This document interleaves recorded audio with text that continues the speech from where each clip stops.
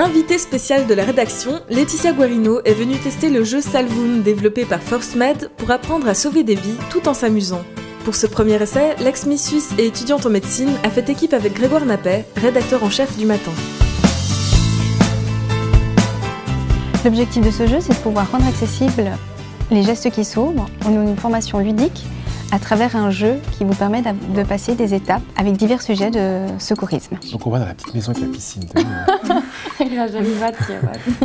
Alors qu'elle faisait du shopping dans ce magasin, cette femme s'est brusquement effondrée.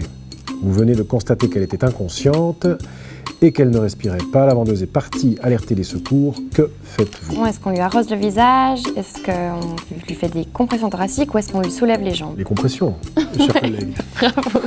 Chers consoeurs. Je trouve que c'est une super idée, vraiment. Je trouve que c'est hyper important que tout le monde soit formé à ça, parce que les arrêts cardiaques et tout ça, ça se passe pas à l'hôpital malheureusement, mais c'est souvent dans la rue, dans les magasins. C'est très imagé, c'est des vraies situations de vie et donc c'est ludique, on se prend au jeu. Et le fait que le message soit répété, ça finit par rentrer. On a tous appris ces notions une fois ou l'autre, mais on les a aussi toutes oubliées, ou partiellement. Donc je pense que c'est assez pédagogique et en même temps ludique. Ouais, mais si on lui incline sa tête vers l'arrière puis qu'elle a eu un trauma, puis on lui bouge les vertèbres. J'aurais dit la même chose. Hein. Non, mais sûr.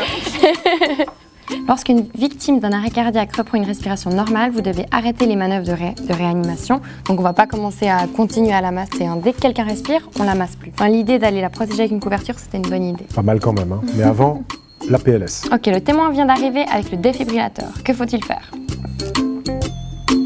Non, directement l'appareil. Hein. Mais ça, c'est vraiment le défibrillateur qui te dit, ok, donc, soit il fait un choc et puis tu touches pas le patient, soit après le choc, il te dit, ok, continuez le massage. Donc là... Donc laissez le défibrillateur agir. Parce que si tu le laisses agir, il va te dire que faire. Bravo. Bravo. Chapeau. Ça va, je suis assez rassurée, j'arrive à répondre aux questions. Ah ouais, moi j'en doutais pas une seconde. C'est parti. Alors, t'es prêt? Donc on sait que la situation est sécurisée. Ouais, Hein. et qu'on a puis, déjà appelé les secours. Donc il faut qu'on sache si elle respire. Ouais. Afin de savoir si elle a un arrêt cardiaque ou pas. Exact. C'est juste? Exact. Enfoncer la cage thoracique de plusieurs centimètres, répéter ses compressions, d'accord, ça tu sais par cœur. Le fait d'insuffler de l'air dans la bouche, c'est hyper compliqué parce que souvent il y a des fuites partout. Donc nous, ce qu'on recommande, c'est sans compression, en fait, sans arrêt. Si vous ne sentez pas apte à faire les insufflations, pour diverses raisons, que ce soit par rapport au fait que la victime ait vomi auparavant ou qu'il y ait du sang, on leur dit masser sans compression par minute. On lui fait du bouche à bouche? Allez. C'est juste. Formidable.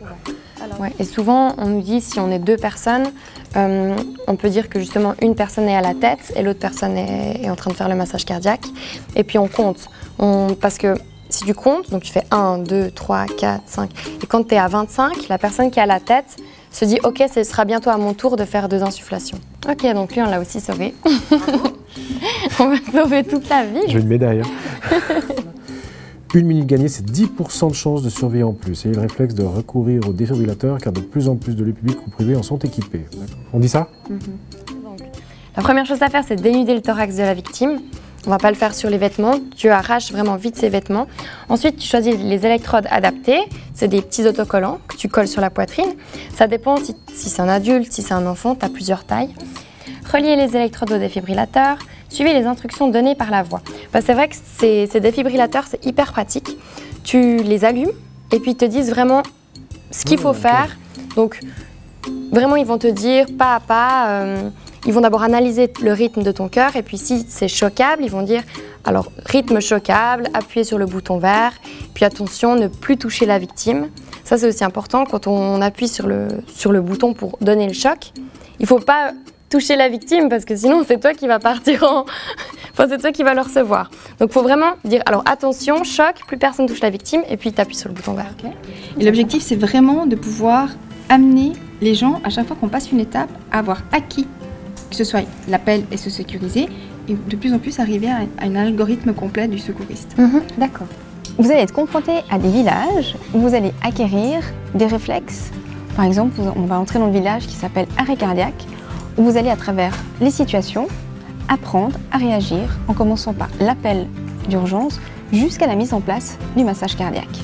Ensuite, vous allez pouvoir arriver dans un village qui est la défibrillation et comment on met en place un défibrillateur lorsqu'on est face à une situation où on est en train de masser parce qu'il y a un arrêt cardiaque. C'est des choses qu'on oublie tellement vite et le fait qu'on le voit plusieurs fois, vraiment que ça devienne un automatisme, ça je pense que ça peut nous aider après, enfin dans la vie de tous les jours à vraiment se souvenir. Ce qu'on peut préciser aussi, c'est qu'on se prend au jeu, je trouve. C'est plutôt sympa parce qu'on se promène, il y a ces paysages, on est pris dans les petites scènes d'action, donc c'est plutôt ludique. Et du coup, on met un point d'honneur à essayer de ne pas se tromper. Donc, Et vous pouvez faire les formations en entreprise et les demandes de formation en entreprise se font via notre site internet sur firstmed.ch.